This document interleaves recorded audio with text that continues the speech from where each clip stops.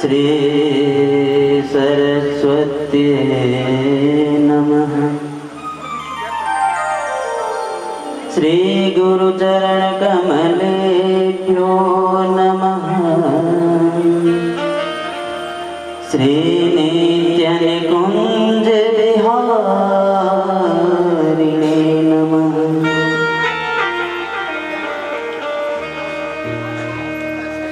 श्री इष्टदेवताभ्यो नमः। वक्रतुंड महाकायः सूर्यकोटि समप्रभा निर्विघ्नं कुरु मे देव सर्वकार्येषु सर्वदा। अज्ञानतिमिरान्धस्य ज्ञानाञ्जनशलाकया चक्षुरुन्मीलितं येन तस्मै श्री गुरुवे नमः। ध्येयं सदा परिभवग्नं मभीष्टदोहम्।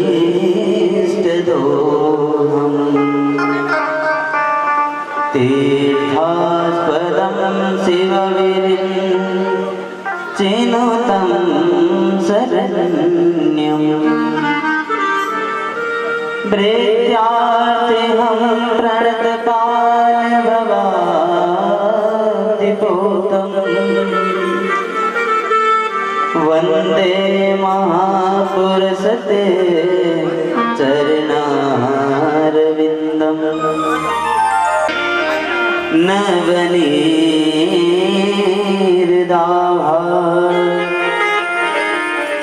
पीताम्बरादरुणविं बबलाधरोष्ठा। पूर्णेन्दुसुन्दरमुखा दरविन्दनेत्रा। कृष्णात् परं किमपि तत्त्वमहं न जाने। वरहापीडं नटवरवपुः कर्णयो कर्णिकारम्। हरे कृष्ण हरे। 1000 शौनकादि ऋषियों के मध्य श्री सूत जी महाराज विराजमान है और प्रधान श्रोता बनकर के विराजमान है श्री शौनक जी महाराज। ये मंगलमय सत्र चल रहा है नैमिषारण्य की पावन भूमि में। नैमिषारण्य का अर्थ जहां पर निमिष निमिष का समय हो, हर समय कीमती हो, ऐसा वह नैमिषारण्य की पावन भूमि। अथवा जहां जाकर के हमारा ये मन शांत हो जाए, ऐसी वह भूमि नैमिषारण्य। तो उस नैमिषारण्य की पावन भूमि में 88,000 शौनकादि ऋषियों को भगवान की महिमा श्रवण करा रहे हैं श्री सूत जी महाराज। और जो भागवत के गीतों को सुमधुर गा सकें ऐसे संगीतज्ञों को रखना चाहिए। और भागवत के व्यास जो ब्राह्मण हो, वेदार्थज्ञ हो और भगवान की महिमा को समझा सके ऐसा व्यास होना चाहिए। भाई शादी में खूब खर्चा करा पर दूल्हा ठीक नहीं तो सारी शादी धरी की धरी।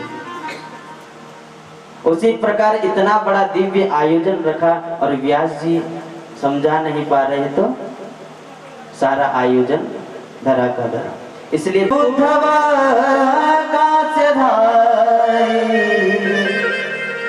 वीणा धारे सुरर्षि स्वर कुशलतया राग करता अर्जुनो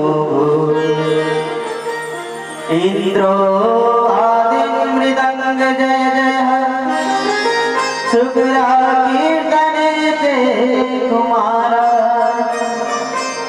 यत्राग्रे भागवता सरसर्जनया व्यासपुत्रो बभूव। प्रहलाद स्थालधारी करलगतया उद्धव कांसधारी। प्रहलाद जी महाराज कांसा बजाने लगे, उद्धव जी महाराज ढोल बजाने लगे और अर्जुन भी आ गए। अर्जुन ने बड़े भारी अलापों से संकीर्तन प्रारंभ कर दिया। अलाप लेने लगे, संगीत में कुशल हैं अर्जुन। अलाप लेना प्रारंभ कर दिया और नारद जी महाराज ने वीणा में तान देना प्रारंभ कर दिया और बड़ा भारी जब दिव्य संकीर्तन हुआ। और नारद जी महाराज से सनकादिक कहते हैं, नारद जी अब बताइए, आपको हमने नियम भी बता दिए और कैसे कैसे पापी करते हैं ये भी बता दिए। सौनक जी महाराज अब इस सूत जी महाराज अब इस दिव्य संहिता को प्रारंभ करते हैं। अभी कल तक हमने जो श्रवण किया वो महात्मा था। महात्मा का अर्थ महिमा। भगवान की महिमा क्या है, भगवान का स्वरूप कैसा है, भगवान कार्य क्या करते हैं, ये कल की कथा में आप लोगों ने श्रवण किया। और आज भागवत का प्रथम स्कंद प्रारंभ होने जा रहा है। तो भागवत के प्रथम स्कंद में श्री सूत जी महाराज मंगलाचरण करते हैं। अपने अपने इष्ट आदि देवताओं का ध्यान करते हुए आइए हम भी इस दिव्य श्रीमद् भागवत कथा में प्रवेश पाएं। प्रेम से कहो राधे राधे। जन्माद्यस्य यतोऽन्वयादितरतश्च चार्थेष्वभिज्ञस्वराट् तेने ब्रह्महृदायवादिकवये मुह्यन्ति सूरयः तेजो वारिमृदां यथा विनिमयो यत्र त्रिसर्गो मृषा दाम्ना स्वेन सदा निरस्तकुहकं सत्यं परं धीमहि योनिर्निहितं च सत्ये सत्यस्य सत्यमृतसत्यनेत्रं सत्यात्मकं त्वां शरणं प्रपन्नः। तो भगवान श्री कृष्ण को श्रीमद् भागवत कथा में सत्य कहकर पुकारा। अच्छा महाराज कैसा है वो सत्य? बोले वो सत्य ऐसा है जिसने जन्म लिया मथुरा में और जन्म लेते ही सीधा गोकुल चला गया, जिसकी माया को बड़े बड़े देवता भी नहीं समझ सके। ब्रह्मा आदि देवता भी भगवान की लीला में व्यामोहित हो जाते हैं। ऐसे वह भगवान अच्छा महाराज, ये भागवत है क्या? ये भागवत है क्या? व्यास जी कहते हैं, सुनो। निगम कल्पतरोर्गलितं फलम् सुखमुखादमृत। नारायण की शाखा से ये फल टपका तो ब्रह्मा जी की शाखा पे अटका। सर्वप्रथम भगवान नारायण ने ही ब्रह्मा जी को चतुर्श्लोकी भागवत श्रवण करा। फल का जो बीज होता है वो बहुत छोटा होता है, परंतु बढ़ते बढ़ते वो वृक्ष बड़ा हो जाता है। उसी प्रकार ये दिव्य श्रीमद् भागवत कथा का बीज नारायण ने ब्रह्मा जी को दिया, और नारायण ने जब ब्रह्मा जी को दिया और ब्रह्मा जी ने अपने पुत्र नारद जी को श्रवण कराया, और नारद जी की शाखा से ये फल टपका तो व्यास की शाखा पे आकर अटका, और व्यास जी की शाखा से ये फल टपका तो सुख शाखा पर आकर के लटका, और सुख शाखा से जब ये फल टपका तो परीक्षित के माध्यम से समस्त ऋषि मुनियों को ये दिव्य श्रीमद् भागवत कथा इस धरातल पर सुलभ हुई। प्रेम से कहो राधे।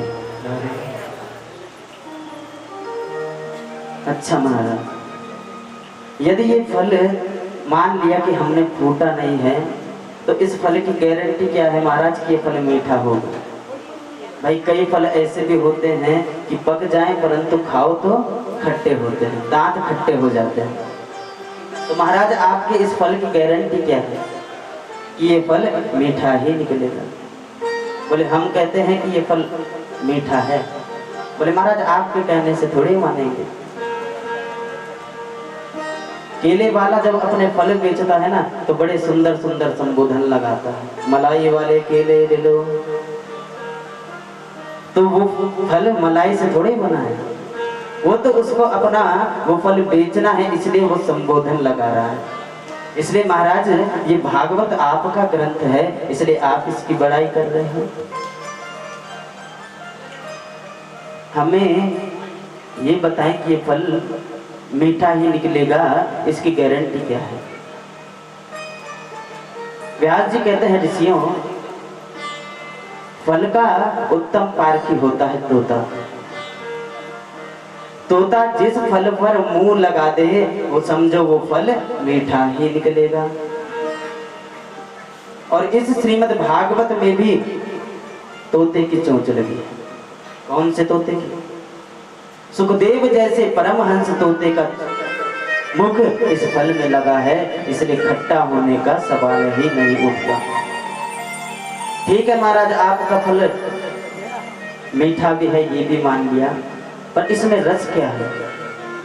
भाई प्रत्येक फल में रस होता है। आम है तो आम रस, हर फल में रस होता है। तो इस भागवत में रस क्या है? व्यास जी कहते हैं, रसो वैसा रसो धीवानम लब्धानम इति नंदि भवति। इस भागवत में स्वयं भगवान श्री कृष्ण ही रस रूप में विराजमान है। भगवान श्री कृष्ण का वांग्मय स्वरूप है यह दिव्य श्रीमद् भागवत।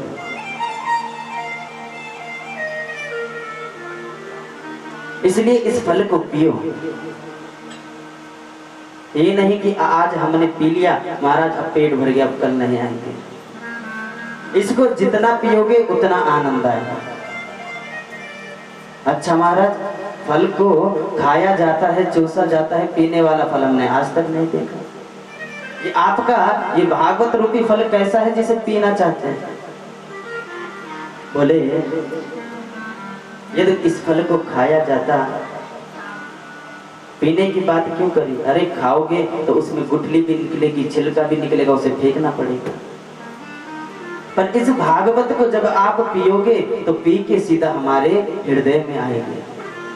भागवत के संस्कार हमारे भीतर विराजमान होंगे।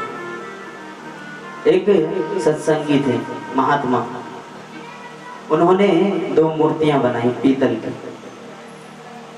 दोनों पीतल की मूर्तियां एक समान उनका वजन, और ला करके एक मैदान में रख दिया। बोले कि इनको खरीदो। पहले इन मूर्तियों की परीक्षा लो और फिर इनको खरीदो।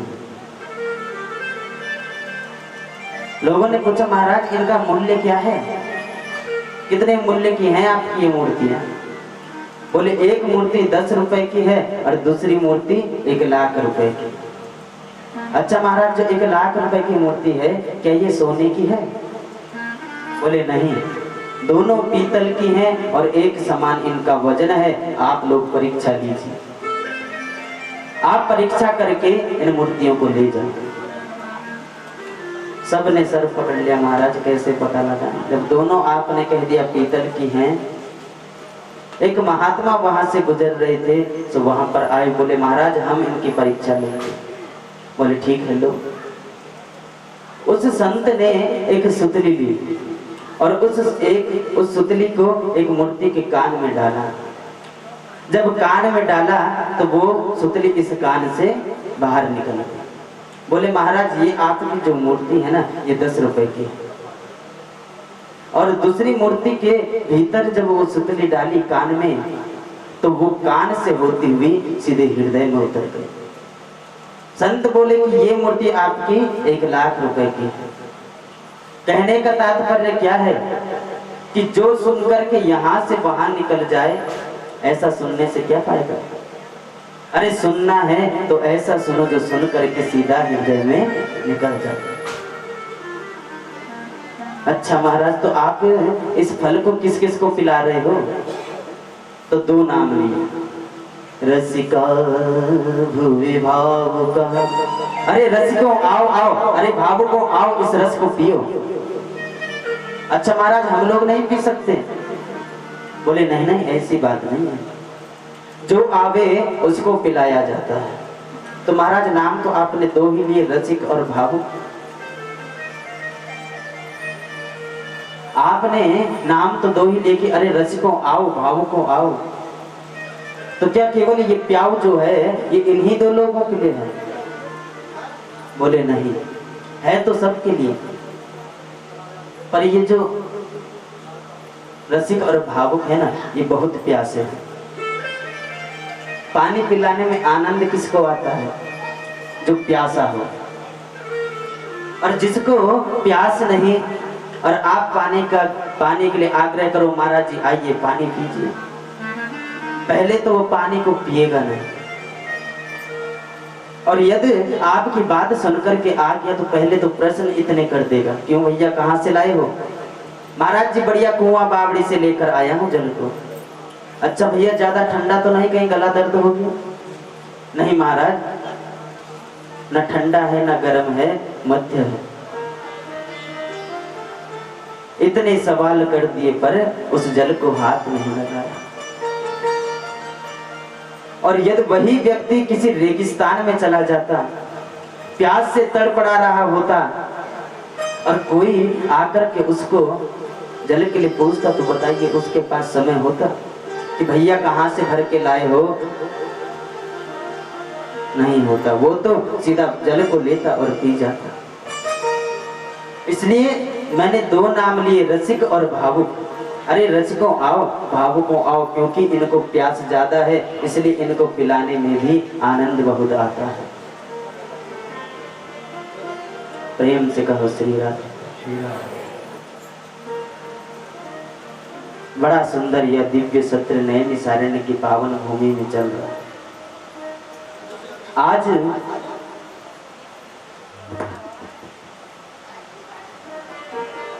सौनक जी और कहीं पास तक प्रवेश मिल गया तो भगवान के मुंह में ही डाल दिया। पता नहीं है कि भगवान को भोग कैसे लगाया जाता है। आपके जीवन में भक्ति भी है, ज्ञान भी है, परंतु यदि वैराग्य नहीं तो कैसी स्थिति हो जाएगी कि सासू जी बैठी हैं, घर का सारा काम निपटा करके अब भगवान की माला जपने के लिए सासू जी बैठ गई। अब सासू जी बैठी हैं माला जपने और वहां देख रही हैं कि दूध भी उबल रहा है और वहां बहू पड़ोसी से गप्पे लड़ा रही है।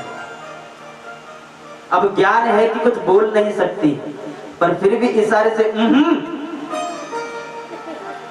फिर भी नहीं सुना। आज तो देखो, आज इसकी ऐसी खबर लूंगी कि देखती रह जाएगी। अरे मैं इतना अच्छा भजन पूजन कर रही थी और इसको देखो, इसे दूध का ध्यान नहीं। अरे इतना तो तुमने अपना भजन नहीं किया, दूध नहीं इतना उबला जितना तुमने अपना खून उबाल दिया। तो भक्ति, ज्ञान और वैराग्य, अरे भक्ति के ही तो पुत्र ज्ञान और वैराग्य हैं। जब आपके जीवन में भक्ति आ जाएगी, भगवान से अतिशय प्रेम हो जाएगा, तो ज्ञान और वैराग्य भी आपके भीतर विराजमान हो जाएगा।